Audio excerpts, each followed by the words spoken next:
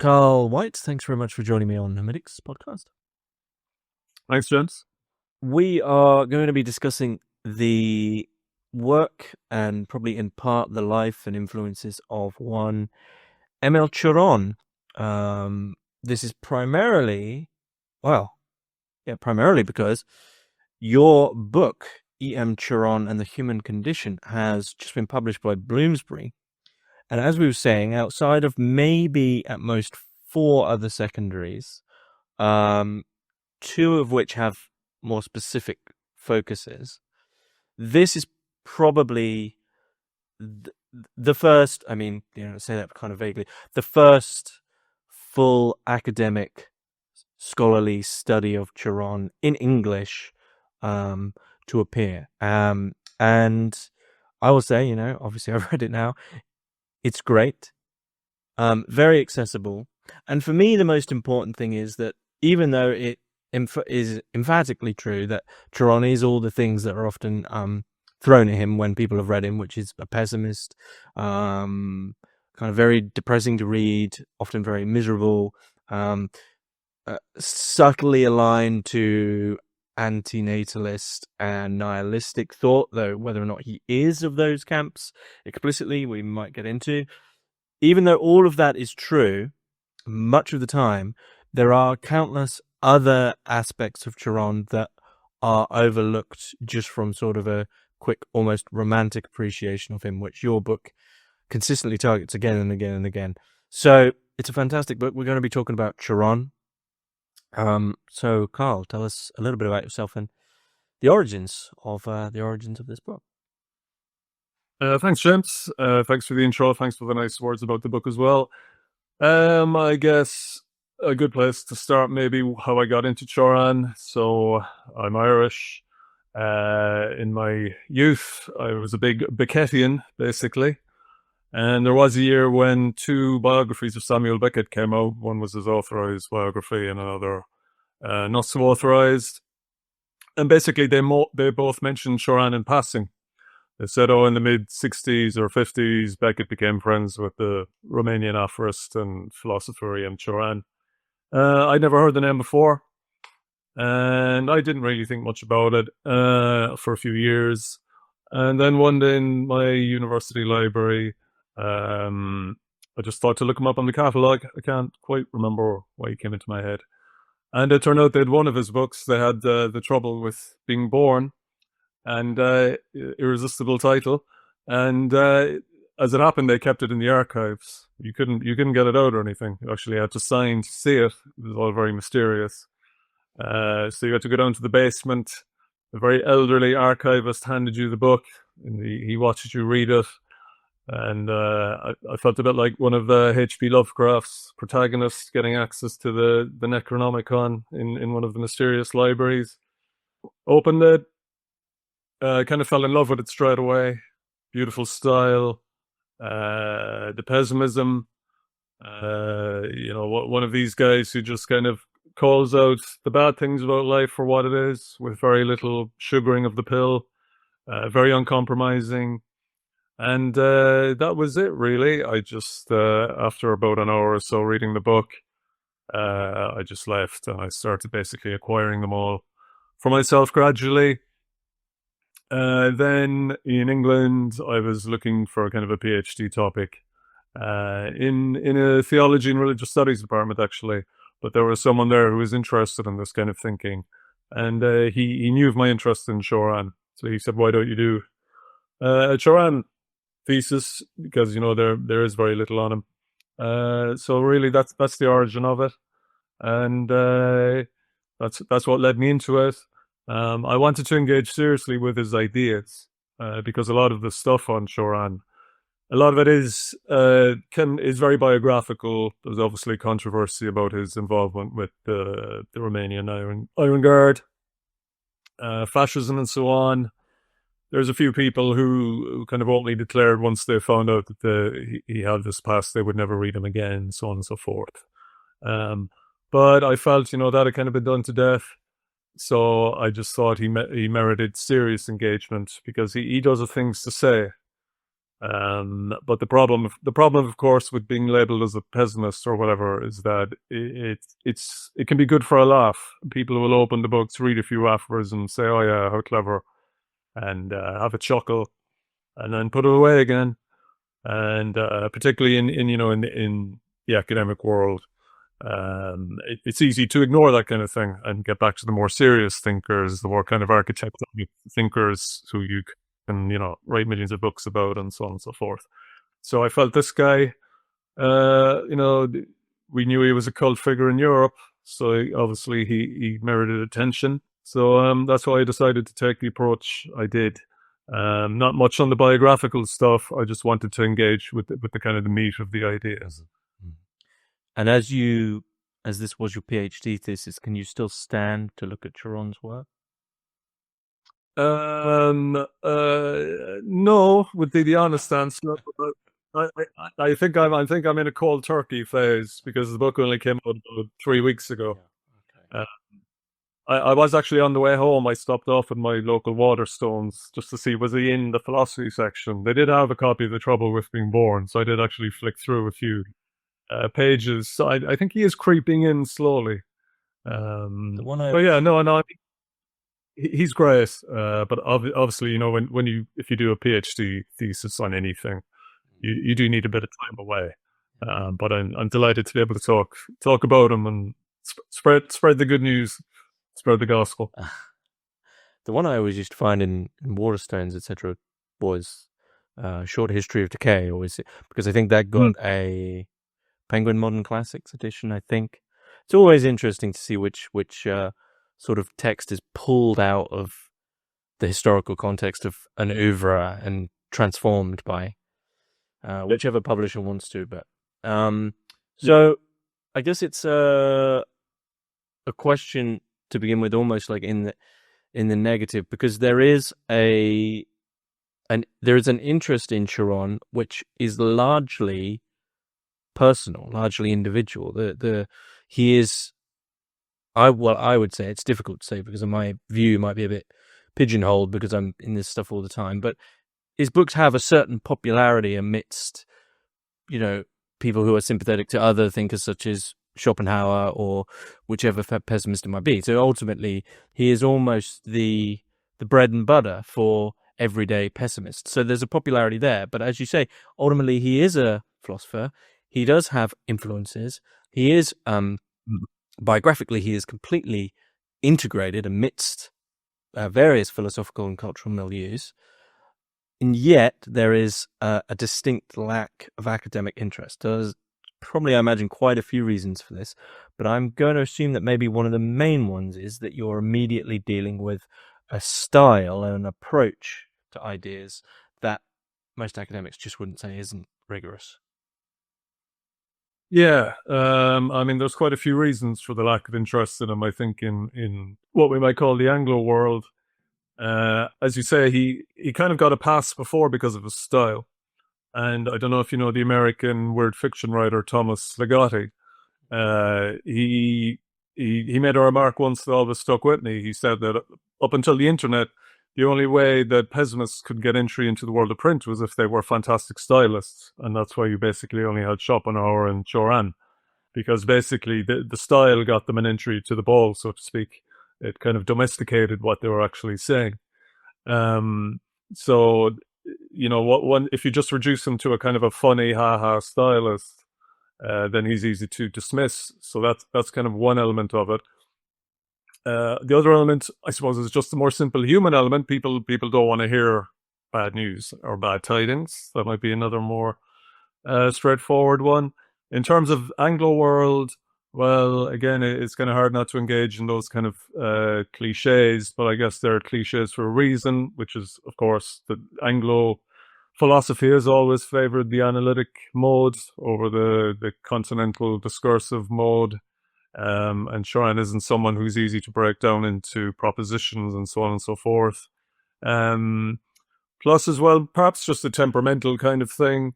Again, without wanting to offend anybody, there's that kind of thing in England of, stiff upper lip, and we don't want to hear that kind of emotional excess and, just get on with it kind of attitude.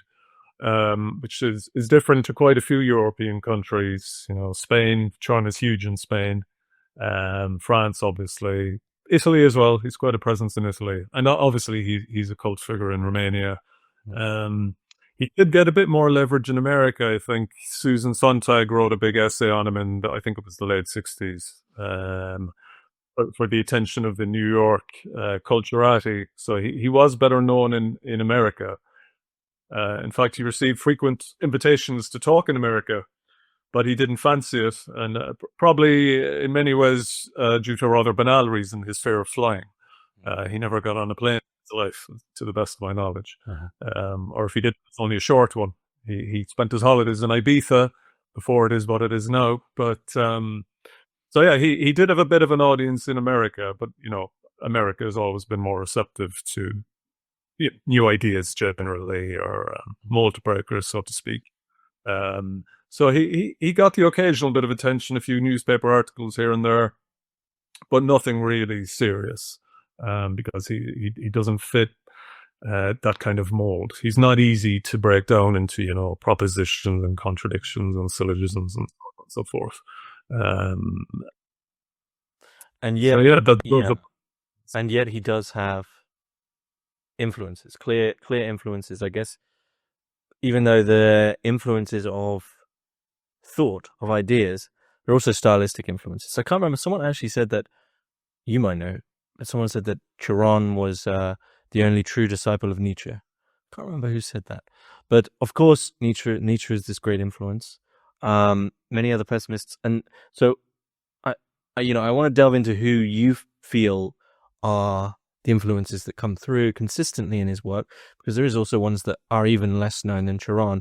But one I do just want to get a mention in, just because one, he's one of my favorite philosophers, and two, it just intrigued me because I think it gives a picture of a sort of forgotten side of philosophy that actually is this current that's completely overlooked. And an anecdote that I never knew and was like, I need to find out more, and obviously couldn't find it, which was that Cioran was Klage's graduate, understudy.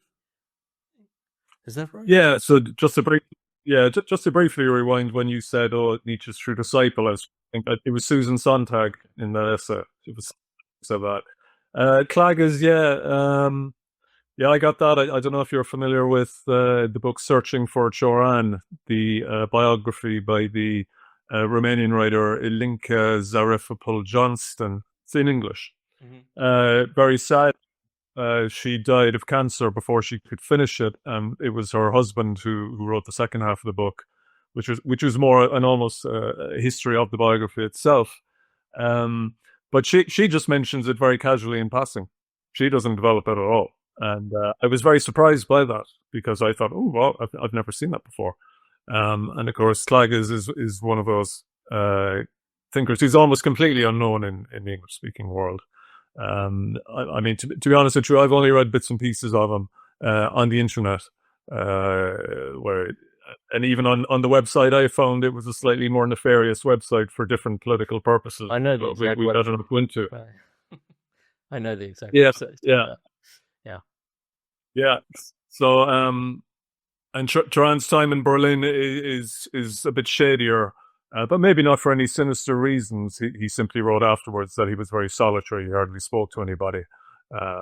So it may just be that there simply isn't that much to discover. But yeah, it was kind of a revelation to me when she just kind of casually said that.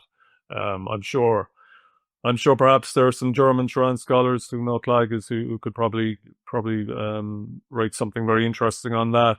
Again, I suppose from the little I know of Klages, you could see certain influence, the idea that the hyper-rational man is a mistake, the loss of instinct, the kind of desiccation of living at one with nature, that kind of thing. And certainly those themes are really developed later on in Cioran's mature works.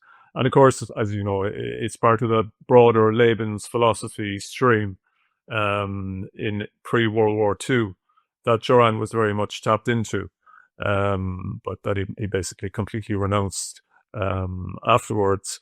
But I mean, just to kind of make it into a broader point, I mean, one of the reasons for taking Cioran seriously is that he must be one of Europe's great readers. You know, he's like a history of philosophy in and of himself. If you flick through the diaries, which are kind of appropriately 999 pages long, there's hardly anyone he doesn't mention or discuss, and not in some name dropping way, I don't think.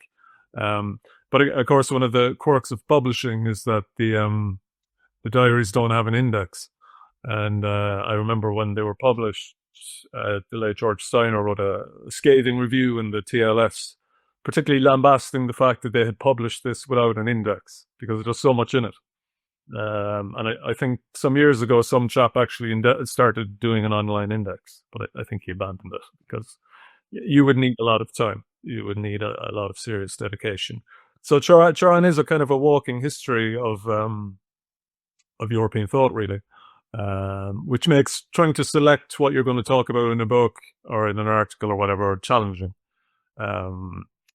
Because one of the initial reviewers for my book just said, "Oh, I'm shocked White doesn't mention this guy or that guy or X or Y or Z." And I just kind of said, well, if I were to mention everybody, the book would probably be about 2,000 pages long. So you have to kind of choose your targets, you know. So yeah, the guy was not a dilettante. He was not a kind of fly by night. He was a very serious thinker and a person who engaged with all the streams of European philosophy. Could you? I mean, even though you've just said that, I mean, in terms of some people might say someone is in the stream of Nietzsche, or more so in the stream of Schopenhauer, or they are they're in discussion with Kant or whatever it might be. Do you see Cioran, despite his his style, as philosophically consistently talking to any key figures throughout his entire work, or is he more, you know, as you said, as a reader, as a great reader, just without making it sound kind of like lazy, like writing just as it comes, sort of more spontaneously?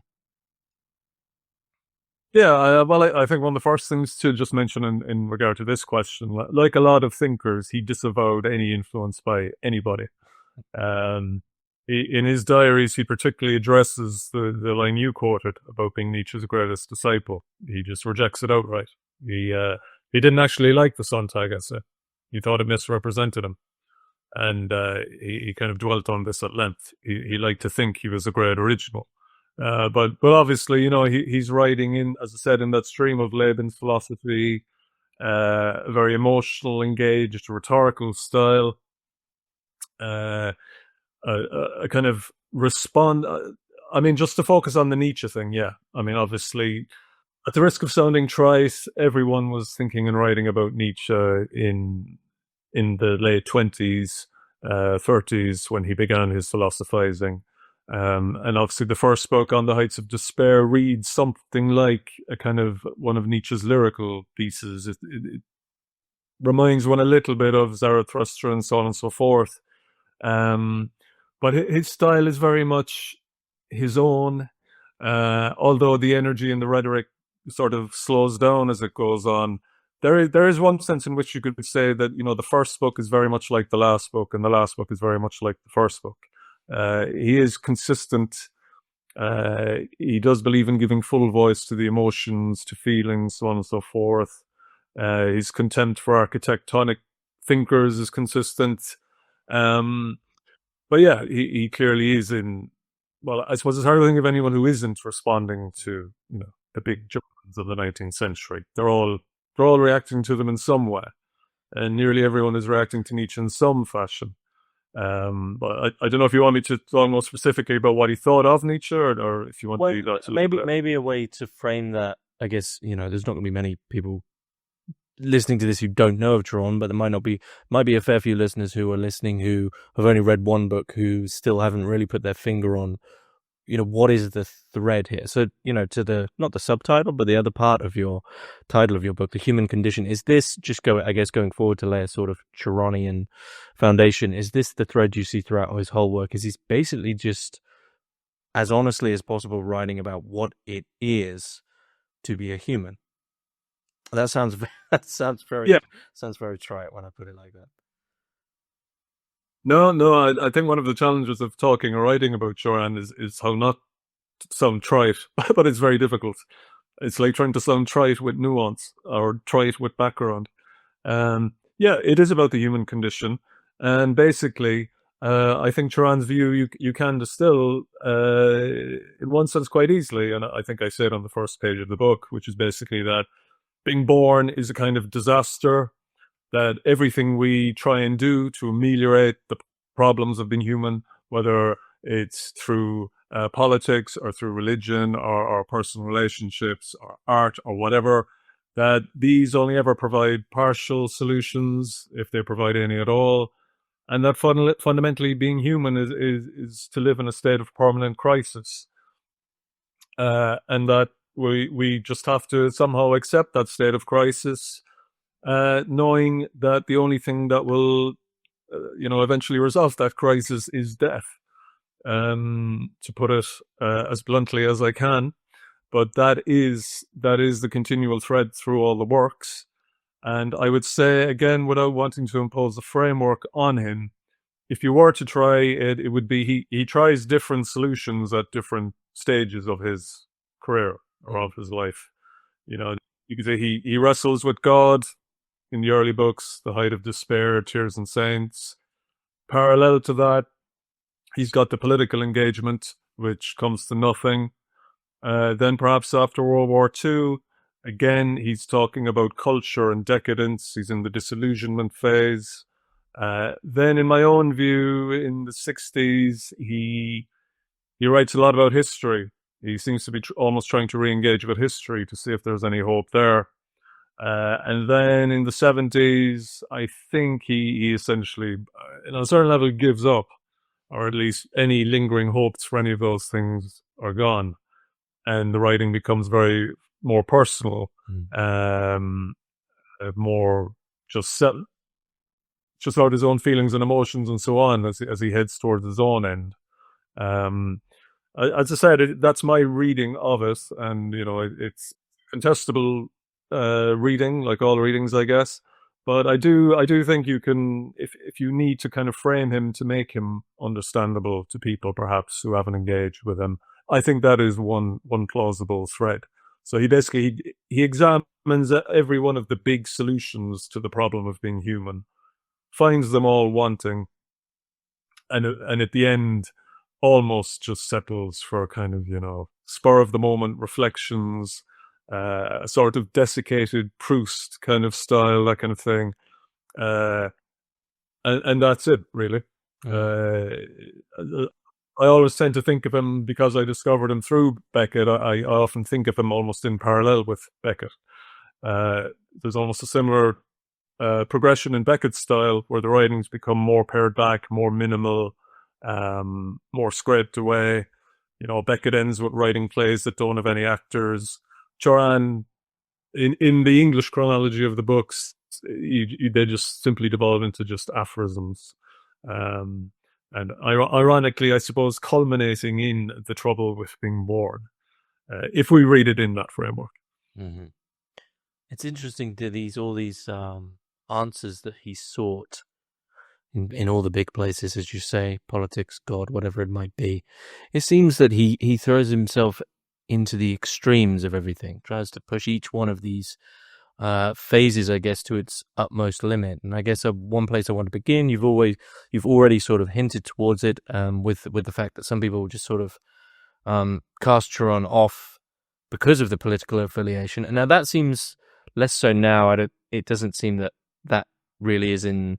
That wasn't something I personally found out till later, because you sort of tend to just pick up a book called The Trouble with Being Born, and then the other stuff comes about. But there is this early period of explicitly right-wing affiliation for Cioran, as you said, with the Iron Guard, and then there's also the book on the work of Joseph de Maistre. So this most aristocratic nationalist feeling is there in the beginnings. Yeah, I think here probably just in regard to the political stuff, it's probably important to remember, Romania was a new country. It was carved out of the Habsburg Empire. And in that atmosphere, Cioran, again, a deeply passionate individual, a deeply emotionally engaged individual, he wanted Romania to be a great, significant power. He wanted it to be a player on the world stage, even though he kind of knew and always felt and believed that what became known as Romania was sort of doomed to be something of a backwater, and so on and so forth. But in the very febrile atmosphere after World War One, Versailles, and so on and so forth, he was eager. He was eager for Romania to get up on stage and to play a big role. And he saw the Iron Guard as being the means by which that would be done, because the Iron Guard espoused a very virulent form of Christianity, of Orthodox Christianity, very political, a combination of politics and spirituality and so on, a very almost theocratic form of politics. And Cioran was very influenced by the leader, Codreanu, if I'm pronouncing that correctly. He thought that this guy was possibly the savior of Romania, or at least he was the man who would give Romania respect on the world stage and restore self-respect to his countrymen and women. And it didn't work out. But the curious thing, of course, is that while he's writing the political stuff early on, it's in parallel to a mystical track. So, he's also writing about God, he's writing about the saints, so on and so forth. So it's kind of unusual in that regard, because you could read the two sets of writings completely separated from each other. Obviously, in the Iron Guard, there was a kind of fusion of the two, kind of mystical politics. But did he end up explicitly involved with the Iron Guard, or was it more on the fringes, right? With an appreciation of it. It's still a bit shadowy, and I would imagine the Romanian scholars have more to say. He did write, when Codreanu was assassinated, he wrote an elegy for him, which was broadcast on Romanian radio. Mm-hmm. Can't remember, did he himself broadcast, or was it read out? So there's no point in denying that he had a lot of hopes in them. To the best of my knowledge, he wasn't involved in any day-to-day activities. Again, according to his better Romanian biographers, he ended up in Paris in the war because he somehow secured a cultural attaché post from the Romanian government of the time, who had basically put down or stamped out the iron as a threat. But it's all a bit shady. It's a bit unknown to the English-speaking world. But as I said, there's no point in denying it. But I suppose at the same time as well, he wasn't involved in any direct violence or anything like that. He didn't, to the best of my knowledge. So like plenty of people, he had thrown in his lot with that kind of politics. It didn't work. He became massively disillusioned with it, hence the tenor of the post-World War II writings. You mentioned the De Maistre essay, but I think in a way that that's in the late 40s, early 50s, and it's possibly a way in which he re-examines his own past through the lens of De Maistre. But certainly by that stage, he's completely done with politics after that. And of course, he was, to be fair, again, without wanting to get into the gossipy side of things, he was eager for that past not to be broadcast. He was always horrified whenever he thought it might come up. And he didn't really particularly care to talk about it. He alludes to it in some of the works, my youthful follies, my misspent passion, all this kind of talk, the usual kind of oblique way people have of signifying something shady or that they want to disavow, Okay. So, I mean, he burns through that the possible bridge of political hope pretty swift in a rather extreme way then.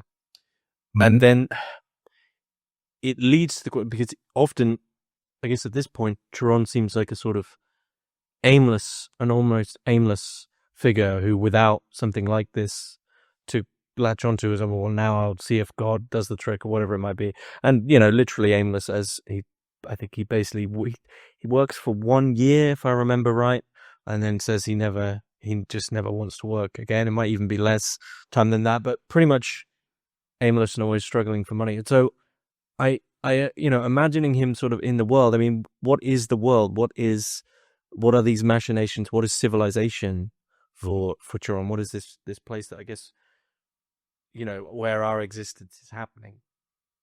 Yeah, so I mean, again, just to start with the more sort of banal level, you say he's in Paris. He gets money through translations and money sent from home, I think. He's a bit of a hanger-on the Sartre scene. He attends the same cafes, according to the Romanian biographer. He's the one who lights the cigarettes for de Beauvoir, but he's obviously never particularly engaged with her and Sartre. So in the world, his political and social situation kind of properly matches up with his ontological, metaphysical situation, which is that of a misfit, a wanderer, an alien, someone not at home in the world, and someone who, in the kind of atmosphere of complete disillusionment following the war, is someone who essentially is mapping out the ruins. That might be one way to think of the Cioranian project, to kind of be a cartographer of the ruins of European culture, of all the great hopes for man that have ended in absolute disaster and catastrophe.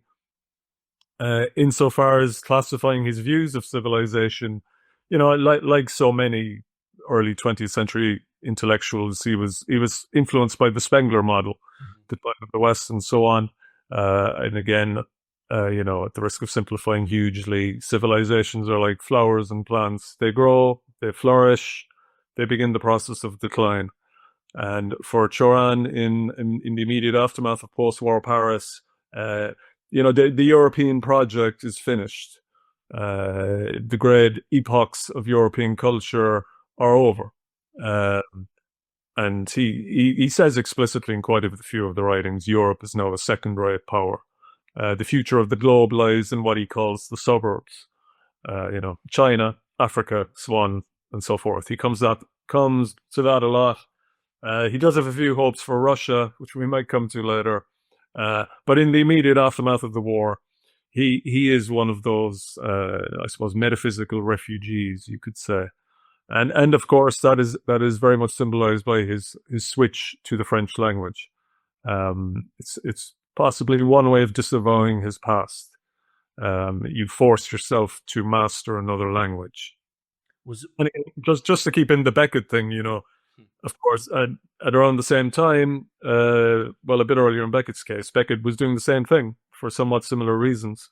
It's interesting that both Cioran and Beckett said, when they were asked why did you switch to French, they both gave a very similar answer. They said in French it's easier to write without style. It's easier to write without emotion. It forces you to discipline yourself. You have to be more succinct. You have to be more on point. You can't ramble to the extent you can ramble in Romanian or in English. Just more of a kind of logic language.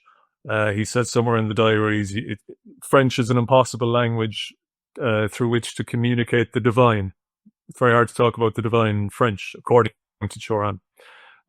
So putting himself into the straitjacket of French is a way of disciplining himself as well, because he has to very meticulously think about everything he is going to say.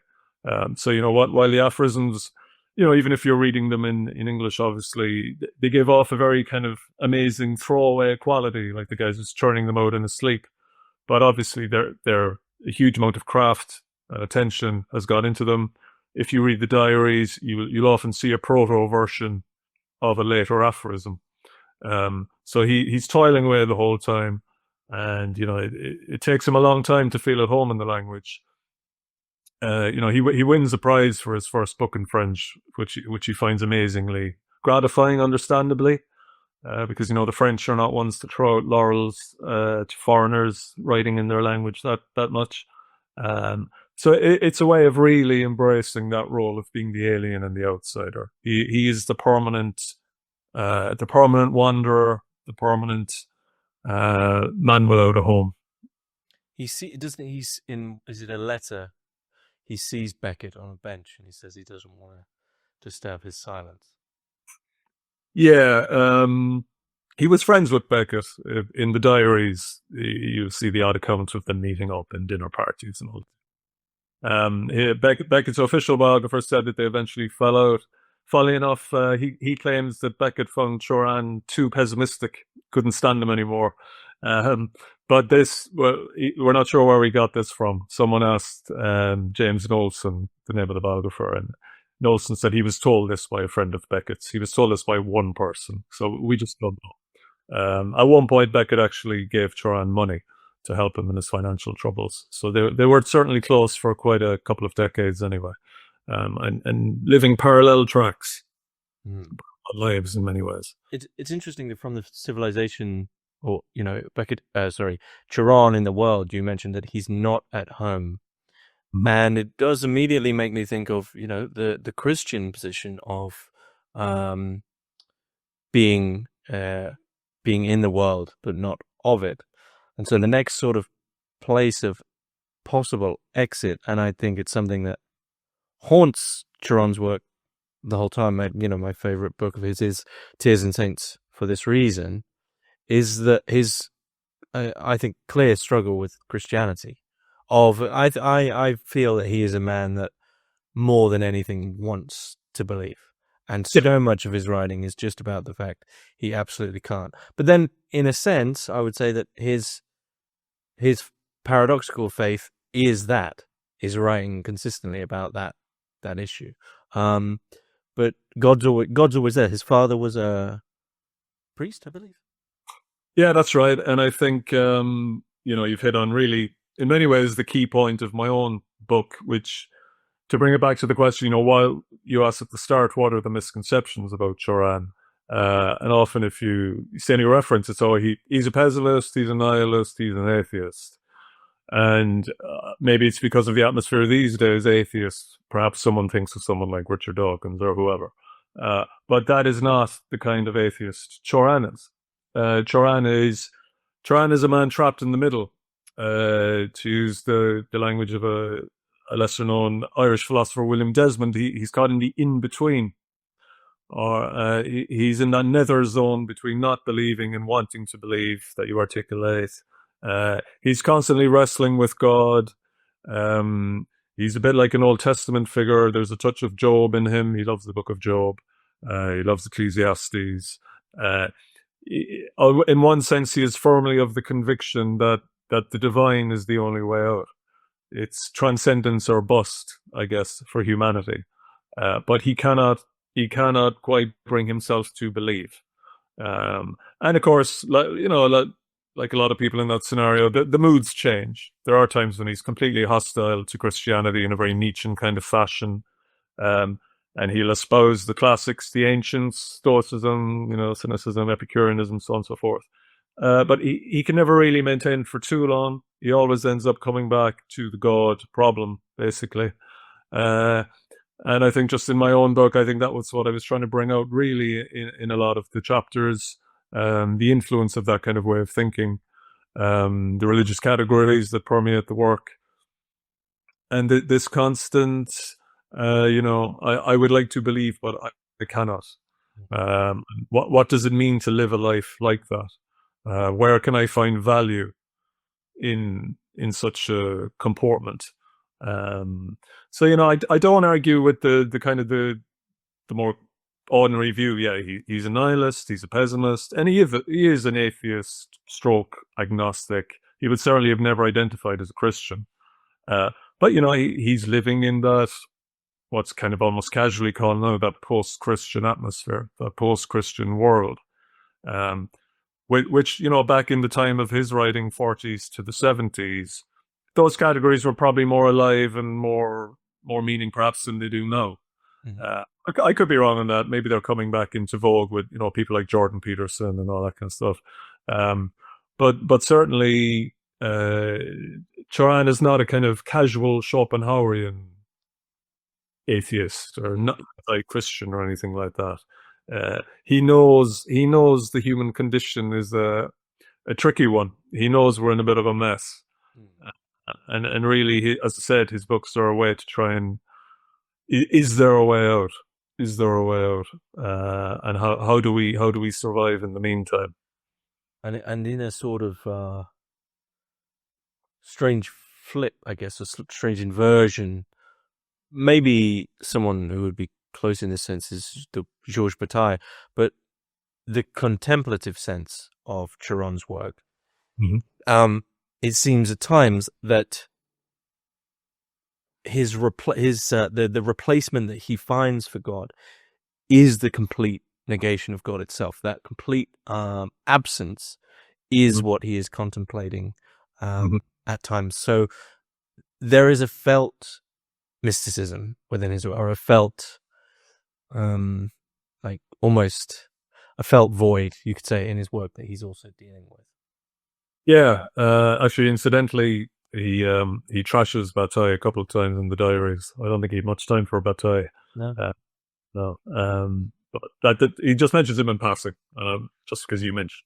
What do you remember what he says? I think he talks about a couple of the big figures, and I think he complains about Bataille something like he's too intellectual, he's too hyper intellectual, something like that. If I think back on it, I'll email you. Again, the problem with the diary, no index. But certainly in terms of his own attempt to engage with God, yeah, it does come down to a kind of godless mysticism. So, he looks at the world, he tries to find meaning in politics and culture and society. They all let him down. So then it seems around maybe the late 60s, early 70s, he kind of seems to advocate at times a kind of quietism, I suppose, a sort of retreat into the inner man or the inner woman. And he just simply advocates as much non-engagement with the world as possible. He writes very kind of deep and complex writings on time and his relationship with time. He says, I think he says at one point in the diaries that his essay, The Fall Out of Time, he considers his most important essay, if I'm remembering correctly. And he tries to find a kind of a refuge there. But personally, I don't think it works. It's very, at times, it's hard to make out what he's sort of saying. It's very hard to articulate. I even had trouble with it in the chapter of my own book, just trying to make it clear. He tries to retreat to this kind of inner peace, inner silence, but it leads to what he calls this fall out of time. So instead of like your standard Christian or Islamic or whichever variety mystic who sort of ascends from time and up towards the heavens and up towards God, Cioran falls out of time into a kind of timeless purgatory, a state of almost complete, total alienation, where, all human affairs just seem grotesque, like shadows on the wall, where time hangs unbelievably heavy, a completely grey kind of world, something almost resembling the Homeric underworld, or even perhaps the Jewish version of Sheol, the underworld, but a completely grey, monochrome kind of existence. And he basically finds it unbearable. He knows he hasn't got it in him to become a successful mystic.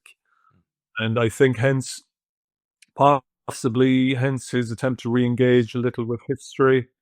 If you're finding your own life intolerable, one way to get out of it is to try and get into politics, maybe get into ideology. We see that in today's world with a lot of disaffected young men, perhaps. Your own life sucks. So let's get into something bigger. Let's escape ourselves. But in terms of Cioran, I think he tries it sincerely, but it just doesn't work out for him. And I think it's very fair to categorize him as a failed mystic. That's another way to think of Cioran. And again, sorry for banging on about the Beckett parallel, but a friend of mine always says he views Beckett as a failed priest, and I think Cioran is the failed mystic. And then he there's the dabbling with history. He speculates on whether European history might get going again. Perhaps the great dramas might revive, something he could lose himself in. And then, assuming we read the works kind of chronologically, he ends up kind of in the space of the trouble with being born, where you're sort of reflecting on your ordinary everyday experiences, and you're making kind of capital out of them. So, as I said, a very sort of I kind of deracinated Proust almost at time. The ordinary and the everyday. What do they make me think, and so on and so forth. And as he says, I think it is in The Trouble of Being Born. He says, I don't live. I endure myself. I can't remember. Yeah. So well, the question from that is the question that's leveled at so many pessimists, and only one of them ever. Meinlander was the only one to really put that in his work and go through it. Is that wouldn't the most extreme form of detachment be to kill yourself? If life is, of course, this question has to come in with all pessimists. Right. If it is so unbearable, where is Cioran on the suicide question? And I guess also the antinatalist question, because I think work needs to be done to define the camps of nihilism, pessimism, and antinatalism more strictly, because you can sort of like, Zapfa, throw him in the pile, Cioran, throw him in the pile, and you end up with this pile of basically the connecting thread is they're all miserable, but they don't always all agree on what is to be done in that extreme sense. Yeah, so in regard to suicide, I suppose the most consistent strain in Cioran's work is that he says, well, it's good to think you have it as the fire exit if the building burns too badly. It is quite a sort of, again, stoical sort of approach to it. The Nietzsche kind of thing, thought of suicide got a man through many a bad night or whatever. So he does kind of advocate that. He always says, well, just hopefully knowing you could do it should in some way help you. And he has the rather morbidly witty line that the problem with suicide, you always committed too late. You've done the suffering. I know you sort of almost want to get out, but even if you do get out, the suffering is still there, or it has existed. So there's also sort of attitude, well, you may as well hang on. The whole "you can always do it tomorrow" kind of attitude. Plus, as well, I don't think it's irrelevant to just say, he was a very energetic, passionate individual. He had enough fuel in his own tank to keep him going, to keep himself engaged with life. If you read the diaries, he has a pretty hectic social life. He's out nearly every day or night of the week meeting some big noise or other. I remember when I first read the diaries, I was a bit disillusioned by that because he likes to present himself as the kind of Pascalian man of solitude in the published writings. But when you read the diaries, he was very much the social kind of butterfly. So he found his own ways of keeping going. He found enough interest to keep going. And again, it worked for him, I suppose. It's not going to work for everybody. The idea of prescribing or pronouncing on suicide is, even by its very nature, is sort of ridiculous on one level. Do it, don't do it. And he talks about that more in the diaries, the contradictions between how he feels himself and what he says in the works. I don't know if you've ever read his diaries, the small book that was published when he goes on holiday to Ibiza. He actually comes very close to committing suicide. He goes out on the cliffs one morning with the intention of going over, but he somehow, whatever, intervenes to keep him alive. So it was very real for him. It wasn't just some kind of trite, literary posturing. It was a very real issue. And, when you flick through the diaries, there are plenty of entries of just pure despair, pure nothingness, pure nihilism, undiluted by any kind of, humor or wit or whatever. So it's not just a posture, but, again, he did just have that vitality in him to keep him going. In regard to the nihilism, anti-natalism questions, yeah, I mean, I wouldn't reject entirely the nihilist designation. If we just mean by nihilist the idea that there doesn't seem to be any objective kind of value structure in the world that we can all readily agree on and tap into. Obviously the definitions of nihilism, we could argue them all night. But even if we just take it on the very basic kind of view that, the world is a mess, human beings are a mess, no one can agree on anything fundamentally. There's no agreed upon system of ethics. There's no agreed upon religion. History just seems like a god-awful mess. It's violence, it's chance, it's chaotic. Terrible things happen to good people, etc., etc. So if we want to use that as a kind of rough definition of nihilism, then clearly Cioran is a nihilist. That's how he sees the world, and that's how he records it. Um, he searches for a way out, or he searches for a framework, but in my own view, he never finds it. As for antinatalism, I think I'm not sure if it was a concern of his from the very start of his career. I think it was just something he alluded to at the very end, simply as a result of having tried everything else, God, politics, culture, art, whatever. And obviously, he was advancing in age, and you probably start looking back. So he says it's in, well, what have been the sources of all my troubles? The obvious answer is being born. Here I am. And it seems to be essentially a kind of catastrophe, the mess. So then you almost, you just, the sheer contingency of it is kind of mind-boggling. I could so easily not be here. Look at how little you choose of your own life. You don't choose to be born. You don't choose what gender you're born into. You don't choose when you're born. You don't choose who your parents are, etc., etc., etc. So the whole thing seems so radically, catastrophically contingent that you can't help but be baffled by it. It's a kind of an inversion of Plato's sense of wonder, or Aristotle's sense of wonder. Philosophizing begins in wonder. With Cioran, it's like a sort of negative wonder. It's like, oh my God, how did I get here? What am I doing here? How can I carry on, kind of thing. So hence the trouble with being born. I don't think it's as systematic an antinatalism as, say, David Benatar's Better Never to Have Been. Benatar is a different kind of philosopher. He's an analytic philosopher. Cioran's is more almost Nietzschean style. It's kind of it's got the verb of Nietzsche, but it's anti-Nietzschean in its orientation. It's like, we're here, we didn't choose it, it's a catastrophe, look at the world we're in, what the hell are we going to do? And again, obviously, he didn't procreate himself. He says somewhere it would have been easier for me to found an empire than to found a family. So the thought of procreation was kind of horrifying to him. And again, there's a few more blunt descriptions of that in the diaries that don't make it into the published works. And again, forgive me, same with Beckett. Beckett in private, he was quite, he made quite a few comments of animosity about the whole idea of procreation, but it's slightly more tempered in the works. So yeah, you're forced at the end of the day, if all the things, I think it was Pascal who said we try and put as many things in front of us to stop us from seeing the void. And for Cioran, every one of the stage backdrops has fallen away. So then he's just confronting time, death, birth. So he comes full circle. Whether he kind of regrets his whole entire life it's another matter. Again, he seems to have gotten enough personal enjoyment or reason to live out of his own existence.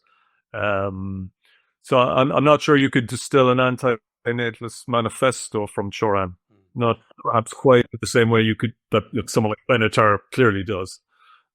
I was going to say, not to Disneyfy him and try and look for some sort of moment of joy or anything maybe even adjacent to happiness. But is there anything throughout his life, or maybe even recurrent, because everything he touches to try find anything fails. Is there anything like home or even catharsis for him at any point? Of course, he has a long-term, they don't get married, but he has a long-term partner, I believe, who they had agreed to commit suicide together, and then his dementia, his Alzheimer's got so bad that he forgot, and then she looked after him. So she seems to be a rock. Yep. Yeah, she, Simone Bouet, she was an English teacher in Paris. I think they met either during the war or shortly afterwards. So they were partners for 40 years. Again, I think she, rather tragically, she died a couple of years after Cioran. Again, without wanting to get gossipy, I believe some people close to her believe she took her own life in the coastal town where they used to holiday together, which obviously is very tragic if it's true. Uh, so she was his rock, and again he mentions her only very fleetingly in the diaries, and even then it's by initials. You know, uh, but yeah, like, obviously that would have kept him going. The sheer act of writing kept him going.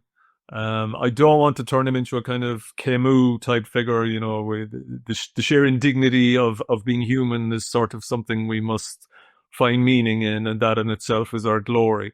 I don't think he had much time for that. He was critical of Camus. He made some cutting comments about Camus. Um, he he he said, he only wrote in spasms. He wrote when he felt he had to. He didn't write kind of programmatically.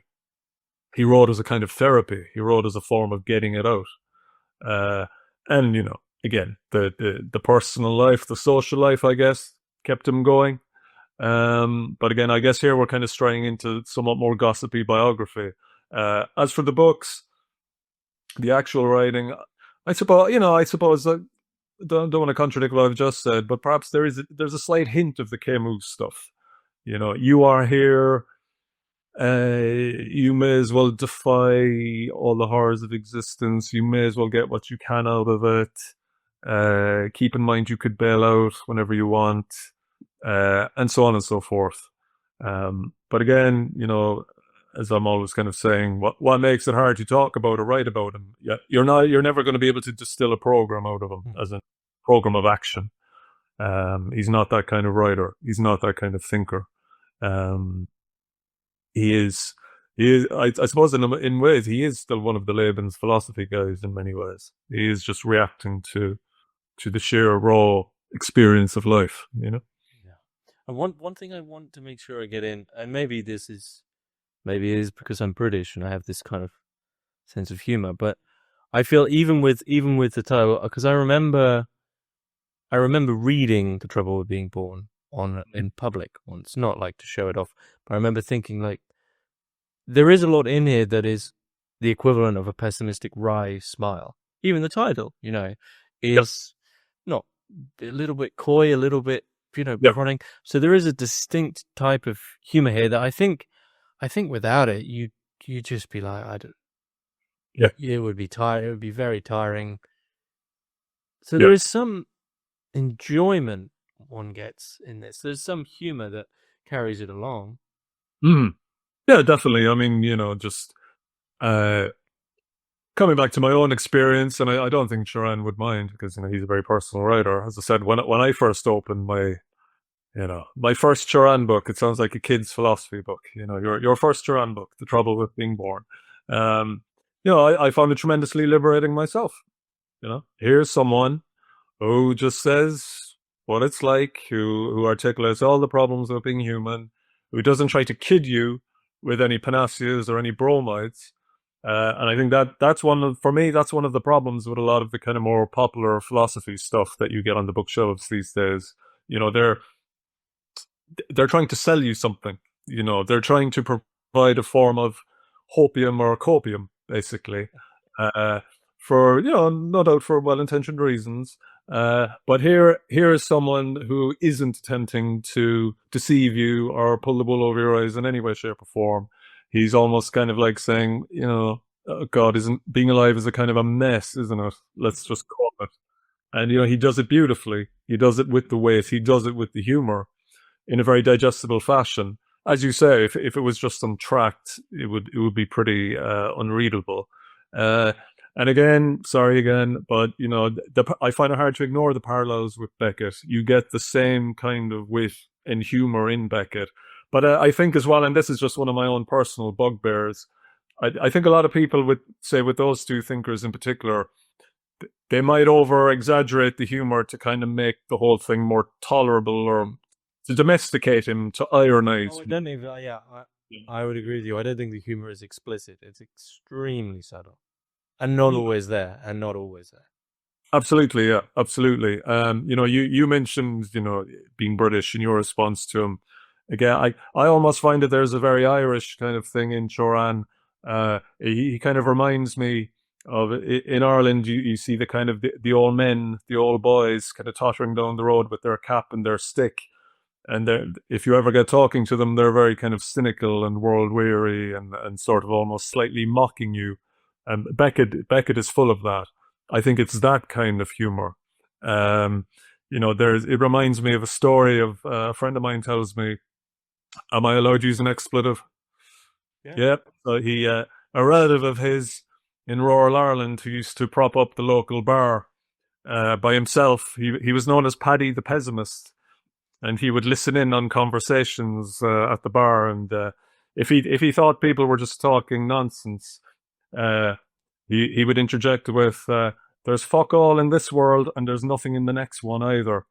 And I think that's a very kind of Cioranian, Beckettian kind of vibe, so to speak, which is liberating if taken in small doses. I probably wouldn't recommend sitting down and reading Cioran for hours on end or anything like that. It's not like reading Kant or anything. But certainly, for anyone who was looking to get into him, I would probably start where I did. The Trouble with Being Born is eminently readable. And it encompasses all of his main concerns and so on and so forth. And I think actually if you start there, and then if you go backwards, you can see how he got there. And of course, the other thing about Cioran, he's put down as an aphorist, but he wrote quite a lot of serious essays as well. And I think once you know his main themes, perhaps from The Trouble with Being Born, it makes those essays seem more comprehensible. And in many ways, actually, you mentioned it earlier, the essay I kind of like the best, or one of my favorites, is the one on De Maistre, because I think it captures a lot of the theological topics, the religious topics that permeate. I don't think that's the one thing that hasn't been translated, though. I don't think.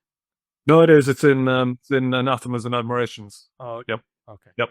And I think it's a very important essay for Cioran, because the reason he's into De Maistre for quite a lot of reasons, but primarily because De Maistre is the Catholic thinker most obsessed with the idea of original sin.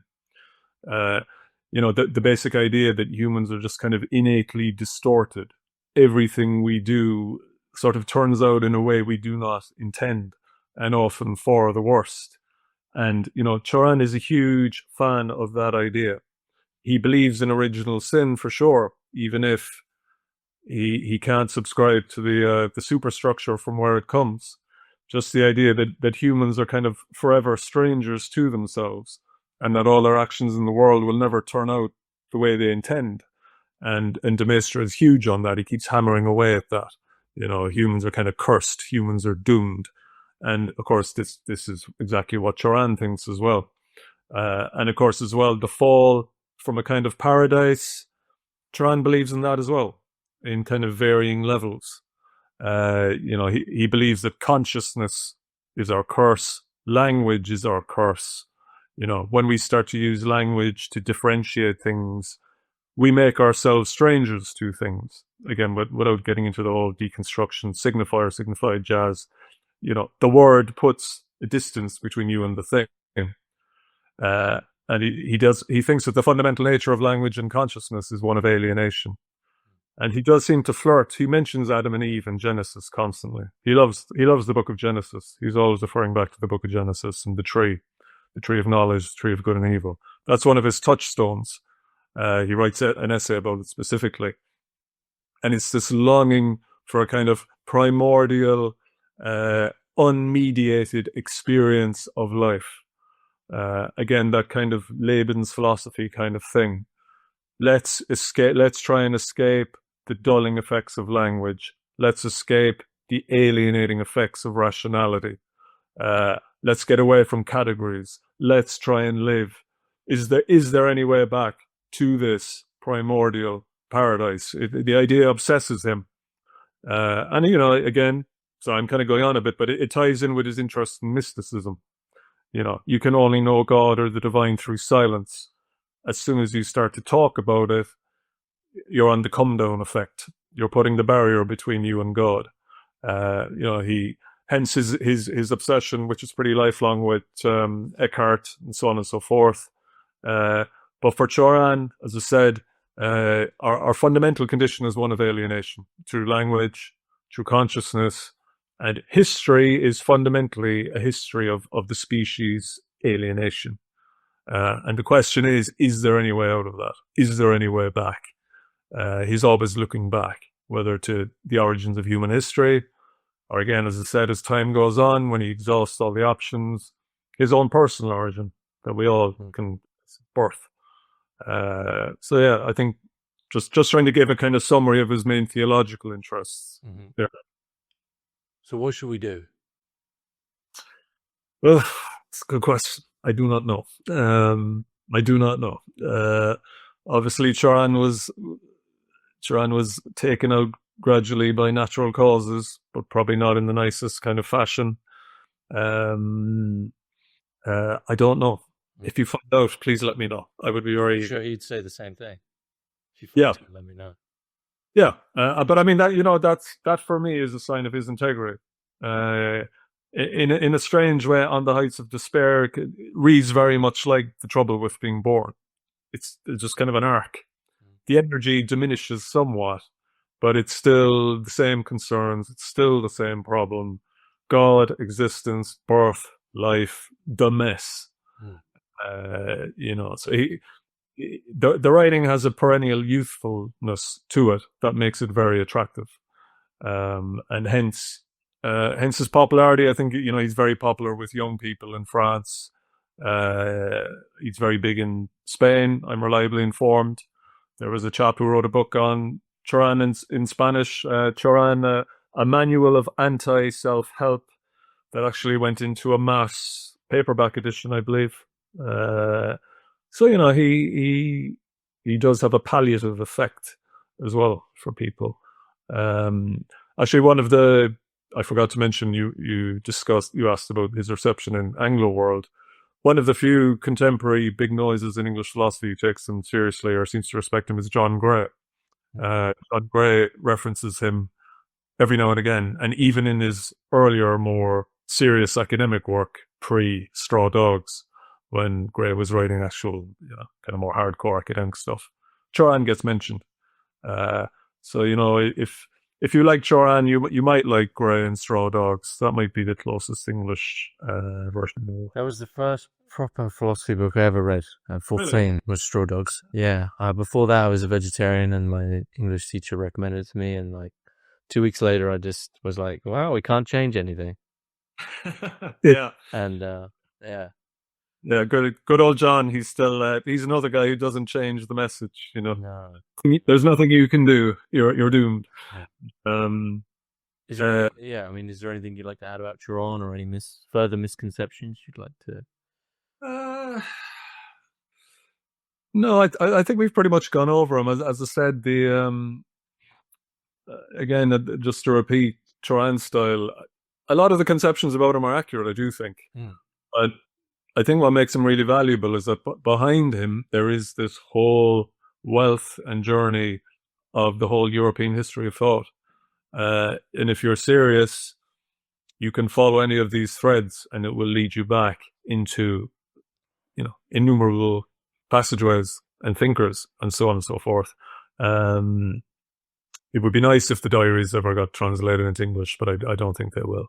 But if you've got even a kind of a limping ability to read French, they're certainly worth a dip into. There's plenty of one of the great things about YouTube, there's plenty of interviews with him. He wasn't shy of talking, and he comes across as a very cheerful, friendly, affable individual. He's not. Again, that's one difference between him and Beckett. He didn't play the ironclad mollusk who was too good to talk to anybody. Cioran would talk to anyone, and that comes across in the videos. I think he certainly would have been quite a character to meet for a night out, for a chat. But I would say, at the risk of sounding like a therapist, if you are struggling with existence, and if you're worried that you might be if you're worried that am I the only person feeling this way? Am I the only person who has these doubts and fears? I would say Cioran is worth a go, because you will find out that you are not the only one who might have these massive doubts about existence or struggles. So yeah, there are worse places to go, I think. And are you going to continue on the Cioran route as a scholar, or do you have other plans? Or I is might. that as of yet to be decided? I might just step back a bit from Cioran for a while, just to decompress. I'm toying with trying to write something. I don't know if you know the French Catholic polemicist Léon Blois. Who Cioran, I believe, tried to introduce Blois to Ernst Jünger, or was it the other way around? Yeah, Jünger discovered Blois in Paris, and he writes about him extensively in the not too long ago translated War Diaries. Writes about Blois at great length, and there's a very good English biography whose name I completely forget, where the writer, who I think is a theologian, discusses Blois at length. So yeah, I really enjoy Blois. He's a great writer. He's a fabulous polemicist. He's basically, you know his stuff. He's a kind of a Catholic Nietzsche, basically. And the good news is, for any Blois fans, the great Sonny Lou Press have been heroically publishing his stuff in English over the past few years. So I'm hoping he might creep into Anglo World soon, but he might be even a harder sell than Cioran. Yeah. Probably. You can check out my Léon Blois episode if you're interested. Yeah. No. I did know you had one, but just you said, what was I thinking of? Okay. Writing about. I think Blois is great. And Cioran was familiar with Blois. He mentions him a few times in the diaries.